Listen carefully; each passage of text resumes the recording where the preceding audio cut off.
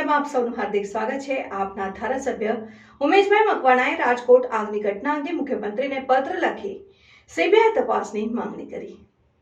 આપ ધારાસભ્ય ઉમેશભાઈ મકવાણાએ રાજકોટ આગની ઘટના અંગે મુખ્યમંત્રીને પત્ર લખી બીસીઆઈ તપાસની માંગણી કરી। રાજકોટ ગેમ ઝોનની સીબીઆઈ દ્વારા પૂર્ણ તપાસ થવી જોઈએ। મહેશ મકવાણા, આ મામલામાં આઈપીએસ કે કોઈપણ અધિકારીને બક્ષવામાં આવશે નહીં। ઉમેશ મકવાણા, દરેક મૃતકના પરિવારને 1 કરોડ રૂપિયા અને ઘાયલોને 25 લાખ રૂપિયાનું વળતર આપવામાં આવે। ઉમેશ મકવાણા, આમ આદમી પાર્ટીના બોટાદના ધારાસભ્ય ભાવનગર લોકસભા બેઠકના ઉમેદવાર ઉમેશભાઈ મકવાણાએ એક વિડીયો દ્વારા ગંભીર મુદ્દાઓ પર પોતાના વિચારો વ્યક્ત કરતા જણાવ્યું કે રાજકોટના ટીઆરપી ગેમ ઝોનમાં લાગેલી આગમાં નાના બાળકો સહિત અનેક લોકોએ જીવ ગુમાવ્યા।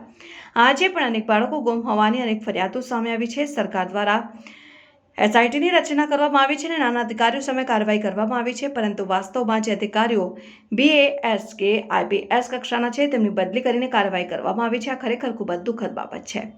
ભાજપના શાસનમાં ગુજરાતમાં આવી અનેક ઘટનાઓ બની છે, પરંતુ સરકાર અને તંત્રની કામગીરીમાં કોઈ સુધારો નથી। આપણે જોઈ રહ્યા છીએ કે કેટલાક બાળકો દજી ગયા છે, જે જાણવા માટે ઘણા મૃતદેહોના ડીએનએ ટેસ્ટ કરવામાં આવી રહ્યા છે। આથી મુખ્યમંત્રીને પત્ર લખીને સમગ્ર મામલાની સીબીઆઈ દ્વારા તપાસ કરવાની માંગ કરાઈ છે અને આ કેસમાં કોઈને પણ બક્ષવામાં આવશે નહીં। પછી તે આઈપીએસ હોય કે અન્ય કોઈ અધિકારી। મારી આગળની માંગ છે કે આ તમામ અધિકારીઓની સંપત્તિની ઈડી દ્વારા તપાસ કરવામાં આવે। જો તેમની પાસે કોઈ ગેરકાયદેસર મિલકત મળી આવે તો તેની હરાજી કરીને આગ અસરગ્રસ્ત પરિવારોને આપવામાં આવે। અમારી વધુ માંગ છે કે દરેક મૃતકોના પરિવારજનોને 1 કરોડ રૂપિયા અને ઘાયલોને 25 લાખ રૂપિયા આપવામાં આવે। રિપોર્ટ મહેશભાઈ થરેસા, ન્યૂઝ 7 ઇન્ડિયા।